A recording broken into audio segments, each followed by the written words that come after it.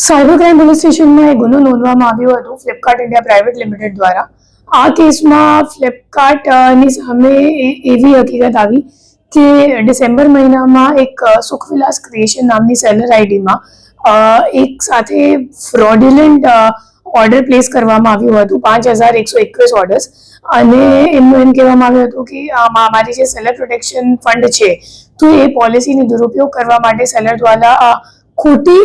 Orders ઊભો કરવામાં આવ્યો છે। તો આ બાબતે આપણી જે NR પટેલ સાહેબની ટીમ છે એમની દ્વારા ડીપમાં ઇન્વેસ્ટિગેશન કરવામાં આવી અને આખું ટેકનિકલ વર્કઆઉટ કરીને ખબર પડી કે સેમ જ મતલબ એક જ કસ્ટમર આઈડી, IP એડ્રેસ અને એક જ મોબાઈલ નંબર દ્વારા અને એક જ ડિવાઇસથી તમામ ઓર્ડર્સ પ્લેસ કરવામાં આવી હતી અને છેલ્લા 9 દિવસમાં 5121 ઓર્ડર પ્લેસ કરીને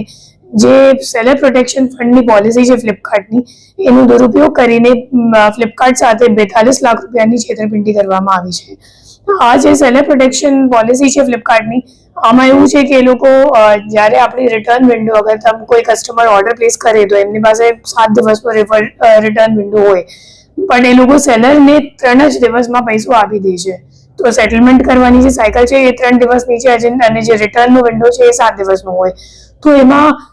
જે આપણો મુખ્ય આરોપી છે આશફ, તો એમને આ જે પોલિસી છે એમને દુરુપયોગ કરીને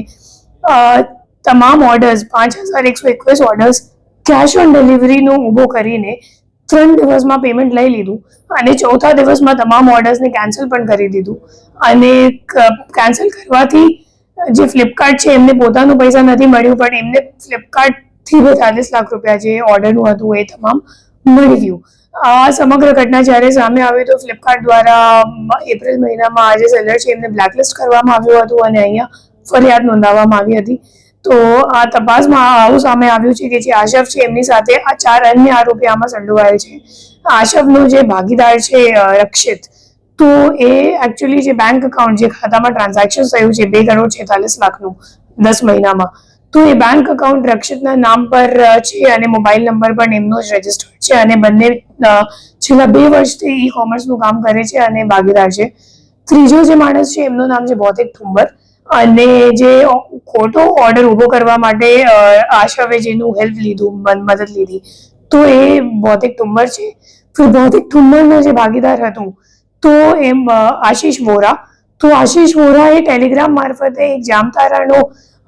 અજાણ્ય માણસ છે જે એકચ્યુઅલી ઓર્ડર ઊભો કરે છે, તો એમનું સંપર્ક કરાવ્યું અને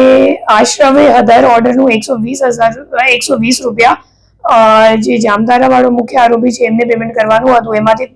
30 રૂપિયા એ લોકો વચેટિયા તરીકે લઈ લેતા હતા। અને ત્રીજો આરોપી છે રોહિત વોરા, જે રોહિત વોરા છે એકચ્યુઅલી એમની જ્યારે આપણી ટીમ ત્યાં એમની ધરપકડ કરવા માટે ગઈ તો ત્યારે ખબર પડી કે એમાં 25 જીમેલ આઈડી છે લોગિન કરેલું એમના સિસ્ટમમાં, અને 25 જીમેલ આઈડી માં અલગ અલગ એમેઝોન પર અલગ અલગ સેલર આઈડીમાં રજિસ્ટર્ડ છે અને એમાંથી એક પણ જીમેલ આઈડી એમના પોતાનું નામ ઉપર નથી। તો એ લોકો મોટું રેકેટ ચલાવે છે ઈ કોમર્સ જે કંપનીઝ છે એમને છેતરવા માટે, અને એમાં જે મુખ્ય આરોપીઓ છે એ લોકો ઝારખંડના છે અને એ લોકો ટેલિગ્રામ મારફતે આવા લોકોને સંપર્ક કરે છે અને આવા લોકો જે સેલર્સ છે ઈ કોમર્સના એમને સંપર્ક કરે છે, ખોટી સેલર આઈડી પણ વેચે છે, કેમ કે એકવાર અગર ઈ કોમર્સ વેબસાઇટમાં એ લોકો બ્લેકલિસ્ટ થઈ જશે તો પછી એમને બીજી સેલર આઈડીની જરૂરિયાત પડશે। તો એ મુજબ આખું રેકેટ ચાલે છે, જેમાં જે સેલર્સ છે એ પણ સંડોવાયેલ છે, જે ઓર્ડર્સ પ્લેસ કરનાર છે એ લોકો ઝારખંડમાં છે અને વચ્ચે વચેટિયાઓ છે જે લોકો સંપર્ક કરાવે છે।